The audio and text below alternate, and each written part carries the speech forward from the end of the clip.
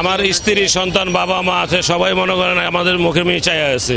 আমরা বাজার করতে হয় না, সদাই করতে হয় না, বাচ্চা কাচ্চা কাপড় চোপড় দিতে পারি না, বিভিন্ন সমস্যা। 12 বছর ধরে ফুটপাতে ব্যবসা করছেন মঈনুদ্দিন।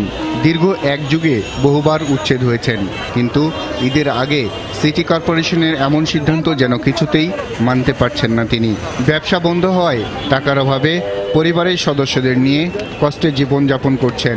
যখন আমাদের ফুট উঠা তখন আরো পুলিশের ইনকাম বাড়ে যায়, ঠিক আছে। এক একটা লোকের ধরে নিয়ে 2000-3000 করে নেয়, আবার মালগুলো নিলে মালগুলো ফেরত পাওয়া যায় না। তাইলে আমরা যাবো কই? আমরা সারাদিন দেখে 500 টাকা ইনকাম করতে পারি না, ধরা খাইলে 500 টাকা 1000 টাকা লয়ে যায়। আমরা চলমু কিভাবে? আমাদের উঠাই দিব, ঠিক আছে, আমরা এক জায়গায় পুনর্বাসন দেখ। বাসায় মা আছে, ছোট ভাই আছে, বোন আছে, স্ত্রী আছে, এদেরকে নিয়ে খুব কষ্টে আছে। মঈনুদ্দিনের মতো এমন অবস্থা অনেকেরই। আমাদের জানি রোজার মাসটা ব্যবসা করতে দেয়, সুন্দর মতো জানি পরিবারের সাথে ঈদ করতে পারি, এটা আমাদের দাবি প্রধানমন্ত্রীর কাছে। এখন আমরা কোন পথে যাব? আমাদের তো দেখা গেছে পারবো না, চিন্তাই করতে পারবো না, চুরি করতে।